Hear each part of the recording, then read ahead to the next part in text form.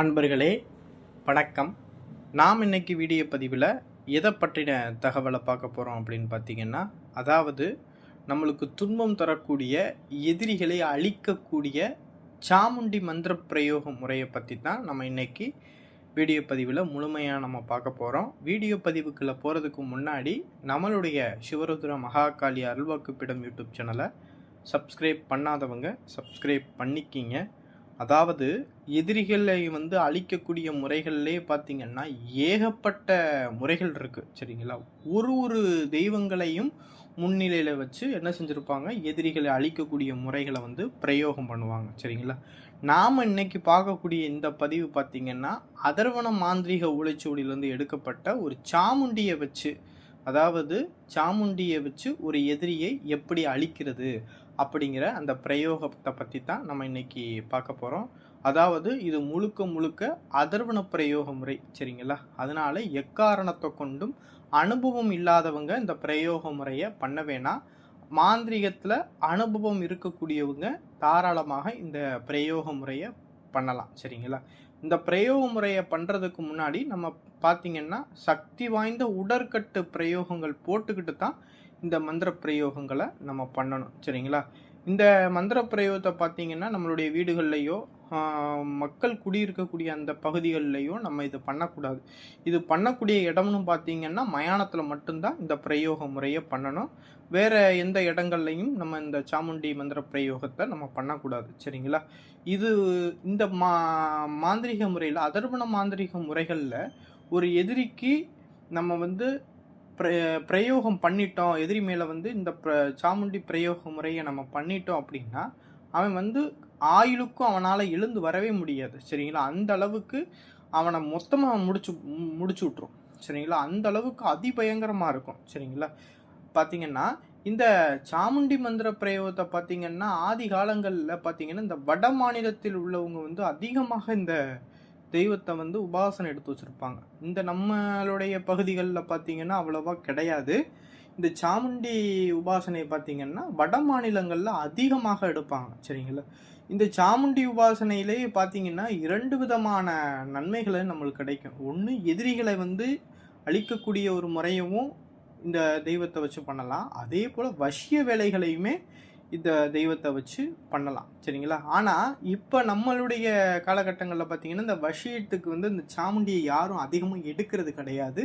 அதை பற்றி யாருமே தெரிஞ்சுக்கிறதும் கிடையாது. என்னென்னா சாமுண்டி வசியம் ஆடுமா அப்படிங்கிறதே ஒரு சில பேர்களுக்கு தெரியாது, சரிங்களா? விஷயம் தெரிஞ்சவங்க இந்த சாமுண்டியை வச்சு வசியம் கூட பண்ணுவாங்க, சரிங்களா? அப்பேற்பட்ட தேவதை பார்த்திங்கன்னா ஒரு சாமுண்டி உபாசனை, சரிங்களா? இந்த சாமுண்டிங்கிறவ சண்டன் முண்டன் இந்த அசுரர்களை அழிச்சு, சரிங்களா, இந்த பூமியையும் தேவர்களையும் மக்களையும் காக்கிறதுக்காக அந்த தெய்வம் பூமிக்கு அவதாரம் செய்தது தான் அதோடைய வரலாறு, சரிங்களா? அப்போனா ஒரு மக்களை துன்பத்தில் இருந்து காப்பதற்கு இந்த தெய்வத்தை நம்ம வச்சு வழிபடலாம், சரிங்களா? ஒரு சில பேர்கள் தீராத செய்வன ஏவல் பில்லி சூனியத்தினால ரொம்ப கஷ்டப்படுவாங்க. அவங்க கூட இந்த தெய்வத்தை வச்சு நம்ம வணங்கினாங்க அப்படின்னா அந்த இடத்துல ஒரு பிடிவிட செய்வன ஏவல்லாம் வேலை செய்யாது. அதே போல் நெடு நாட்களாக எதிரிகள் துன்பம் கொடுத்துக்கிட்டே இருக்காங்க, எங்களை வாழவே விட மாட்டேன்னு சொல்கிறாங்க அப்படின்னா அவங்க மேலே இந்த சாமுண்டி பிரயோகத்தை நீங்கள் பண்ணினீங்க அப்படின்னா அவங்க என்ன பண்ணுவாங்க, உங்கள் வழிக்கு தலை வச்சே படுக்க மாட்டாங்க. அந்த அளவுக்கு அவங்களுக்கு பிரச்சனை அதிகரிச்சிடும், சரிங்களா? இதுதான் எதிரி அழிக்கக்கூடிய பிரயோக முறை.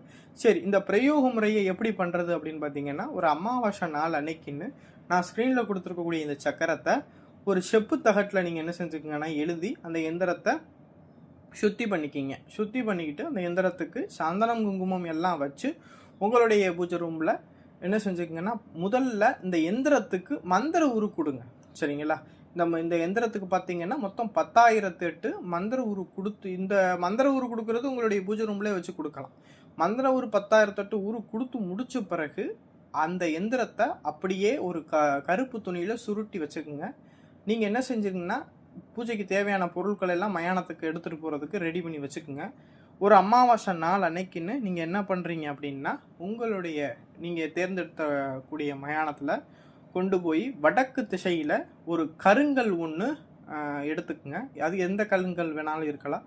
அந்த கருங்கலுக்கு மஞ்சள், குங்குமம் இதெல்லாம் வச்சு செவ்வரளி பூ சாத்தி அந்த கருங்கல்லுக்கு கீழே ஒரு வாழை இலை விரித்து அவல் பொரி, கடலை, புழுங்கரிசி சாதம், சுட்ட ஈரல், கருவாடு, மது, தேங்காய், அவல் பொரி, கடலை, வெத்தலைப்பாக்கு இதெல்லாம் வச்சு நீங்கள் என்ன செஞ்சுருங்கன்னா அந்த அந்த சாமுண்டி அந்த உருவ சிலைக்கு பூஜை போட்டுட்டு நீங்கள் ஏற்கனவே தயார் பண்ணி வச்சுருக்கக்கூடிய அந்த எந்திரத்தை நீங்கள் என்ன செஞ்சுங்கன்னா எடுத்துகிட்டு போங்க. எடுத்துகிட்டு போய் உங்களுடைய எதிரியுடைய உருவம் போல் ஆணாக இருந்தாங்க அப்படின்னா ஆண் பாவை போலையும், பெண்ணாக இருந்தாங்க அப்படின்னா பெண்ணுடைய பாவை போலையும் செஞ்சு அந்த மந்திர உரு கொடுத்த அந்த எந்திரத்தை சுருட்டி அவருடைய மார்பு பகுதியில் விதைச்சி வச்சுருங்க.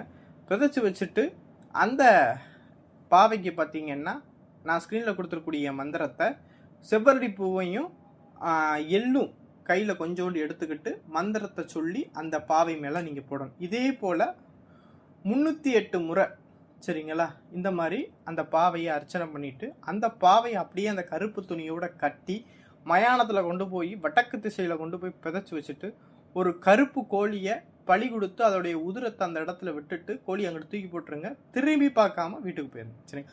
இப்படி போனீங்க அப்படின்னா எதிரிக்கு 3வது நாளே என்ன செய்ய ஆரம்பிச்சிடும் அப்படின்னா அவனுடைய கை கால்கள் உடம்பு இந்த பகுதிகளில் எல்லாம் என்ன செய்ய ஆரம்பிச்சிடும், பிரச்சனைகள் உண்டாக ஆரம்பித்து அவன் குடும்பத்தில் கலகம், வெட்டு, குத்து இந்த மாதிரி ஏற்பட ஆரம்பிச்சிடும். அவன்கிட்ட இருக்கக்கூடிய செல்வங்கள் எல்லாமே விலக ஆரம்பிச்சிடும். அவன் ஒரு தன்னந்தனியான ஆளாக இருந்து அவனுக்குள்ளேயே அவனே பேசிக்கிற ஒரு நிலைமைக்கு ஒரு மனநல பாதிக்கப்பட்டவர் போல உருவாக்கப்பட்டுரும். கடைசி நிலைக்கு என்ன வரும்னு உங்களுக்கே தெரியும். அந்த வீடியோ பதிவில் நம்ம சொல்ல முடியாது. சரிங்களா?